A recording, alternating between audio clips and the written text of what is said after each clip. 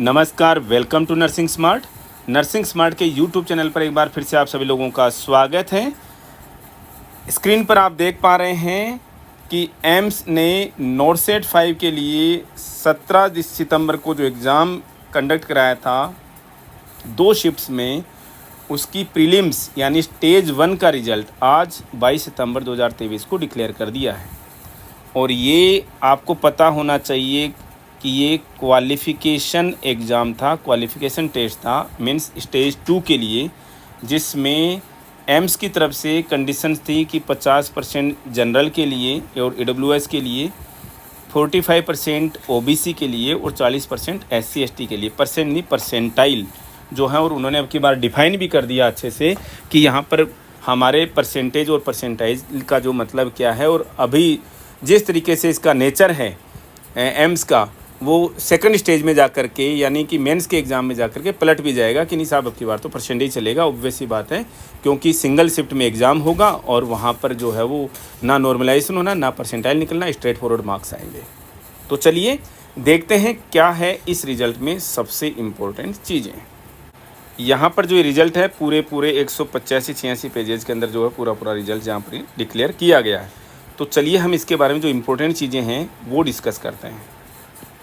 यहाँ पर एम्स ने क्या बताया है कि जो समरी डिफ़ाइन की है यहाँ पर सबसे पहले, जो नोरसेट 5 का स्टेज 1 का एग्ज़ाम था कि 2 शिफ्ट्स के अंदर एग्ज़ाम हुआ। पहली शिफ्ट में 42,945 कैंडिडेट और दूसरी शिफ्ट में 42,947 कैंडिडेट। टोटल 85,892 लोगों को उन्होंने कॉल किया था एग्ज़ाम में अपियर होने के लिए। यहाँ पर लगभग 2,000 लोग नहीं आए, यहाँ पर भी लगभग 2,000 लोग नहीं आए। टोटल 81,675 लोगों ने एग्ज़ाम दिया। स्कीम के हिसाब से पहली शिफ्ट के 23,000 लोगों ने और दूसरी शिफ्ट के भी 23,000 लोगों ने यहाँ पर क्वालिफ़ाई किया। टोटली देखिए 46,117 लोगों ने क्वालिफ़ाई कर लिया। लेकिन क्वालिफ़ाई का मतलब क्या ये हो गया कि उन्हें स्टेज 2 के लिए बुलाया जाएगा? जी नहीं, इन्होंने केवल हर कैटेगरी के हिसाब से 5-5 गुना कैंडिडेट्स बुलाए हैं। और हमने आपको पहले ही बताया था लगभग 20,500, यहाँ पर नंबर देखिएगा 20,815, यानी कि जिनके मिनिमम मार्क्स आ जाएंगे। हमने पहले बोला था कि उन कैंडिडेट्स को बुलाया जाएगा और यहाँ पर मिनिमम मार्क्स ही नहीं, उससे कम मार्क्स आ गए हैं तो भी उन कैंडिडेट्स को बुलाया गया है। जिस तरीके से हम यहाँ पर देखें ईडब्ल्यूएस के कैंडिडेट के यहाँ पर केवल 50 परसेंटाइल मार्क्स हैं। एक्चुअल में जो मैं समझता हूँ इस चीज़ को, अगर इस कैंडिडेट के जो हैं वो 34 से 35 नंबर ही होंगे। मार्क्स को देखा जाए तो मैक्सिमम इस कैंडिडेट के जो हैं 34-35 नंबर होंगे या इससे भी कम हो सकते हैं। ठीक है, इसका मतलब इन्होंने उस भ्रम को तोड़ दिया जिसमें ये था कि आपको मिनिमम 50 मार्क्स लेकर के आने पड़ेंगे। उस भ्रम को इन्होंने तोड़ दिया है। आप अपने पोर्टल पर देख सकते हैं, आपके अपने लॉगिन पेज पर देख सकते हैं कि कितने मार्क्स आपके आए और फिर कितने जो परसेंटाइल आप लोगों को मिले। यहाँ पर अनरिजर्व्ड कैटेगरी में कट ऑफ परसेंटाइल, अब ये कट ऑफ परसेंटाइल किस कैंडिडेट का है जिसको लास्ट में कॉल किया गया है? 87.105714 परसेंटाइल वाले बच्चे को कॉल किया गया है। ईडब्ल्यूएस में इसको 50 परसेंटाइल, ओबीसी में 75 परसेंटाइल, एससी में 74 एंड एसटी में 70 परसेंटाइल के कैंडिडेट को कॉल किया गया है। आपको समझ में आना चाहिए, पता होना चाहिए कि यहाँ पर पूरे 5 गुना कैंडिडेट्स को कॉल किया गया है। पोस्टें जो हैं वो लगभग 4,000 के करीब हैं। यहाँ पर आपको 20,000 लोगों को यहाँ पर कॉल कर लिया गया है।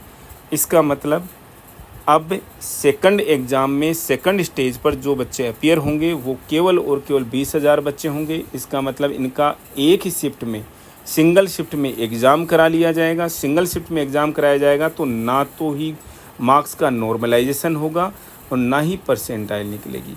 ठीक है ना, ये हम अपनी तरफ से बता रहे हैं। एम्स का पता नहीं, वो अभी भी परसेंटाइल निकाल ले। क्या निकाला जा सकता है परसेंटाइल? यस, पॉसिबल है। कैसे निकाला जा सकता है? मैक्सिमम मार्क्स किसी बच्चे के मान लीजिए 71 आ गए, उसको 100 परसेंटाइल मानते हुए तो अभी भी परसेंटाइल निकाल सकता है। लेकिन हमें अभी भी चांसेस उसके कम लगते हैं, क्योंकि एम्स जो है अब वो क्या करता है, उनको अगर पूरे बच्चे सेलेक्ट करने होंगे तो परसेंटाइल नहीं निकाल, मतलब परसेंटाइल निकालेगा, और नहीं करने होंगे तो भैया वो फिर मार्क्स ही देखेगा जिस तरीके से उन्होंने नोरसेट 4 के अंदर देखा है। तो ये तो यहाँ पर थी थोड़ी सी समरी इसकी। आगे के लिए नोट कर लें कि स्टेज 2 एग्ज़ाम यानी मेंस के एग्ज़ाम के लिए 4 अक्टूबर 2023 को जो हैं वो एडमिट कार्ड्स जो हैं वो रिलीज़ कर दिए जाएंगे। सिटी जो है एग्ज़ामिनेशन की वो भी आपको एक हफ्ते पहले ही बता दिया जाएगा कि इस सिटी में आपका है एडमिट कार्ड जो है वो चाहे से लेट आएगा। जो बच्चे इसमें क्वालिफाई हो गए हैं स्टेज 2 के लिए, उन्हें ऑप्शन फॉर्म जो है वो इंस्टीट्यूट एलोकेशन फॉर्म जो है वो अभी भर देना है, ठीक है ना। और पोर्टल पे कब से 26 तारीख से लेकर के 30 तारीख तक शाम को 5 बजे तक। और अगर आपने ऑप्शन फॉर्म नहीं भरे तो आपको एडमिट कार्ड जो है इश्यू नहीं किया जाएगा। ये बहुत इंपॉर्टेंट चीज़ है। क्या आपको प्रेफरेंस भरनी है अभी? यस भरनी है। और 26 से 30 तक के लिए इसको पोर्टल खुलेगा। किन के लिए खुलेगा? जिन कैंडिडेट्स का यहाँ पर नाम है, जिन कैंडिडेट्स का यहाँ पर रोल नंबर है, उनके लिए ये पोर्टल खुलने वाला है। इस नोट सेट के लिए हमने सीट्स की पोजीशन आप लोगों के साथ में हम ऑलरेडी डिस्कस कर चुके हैं। यहाँ पर इन्होंने भी डिस्कस कर ली है। सारे के सारे एम्स इंस्टीट्यूट हैं।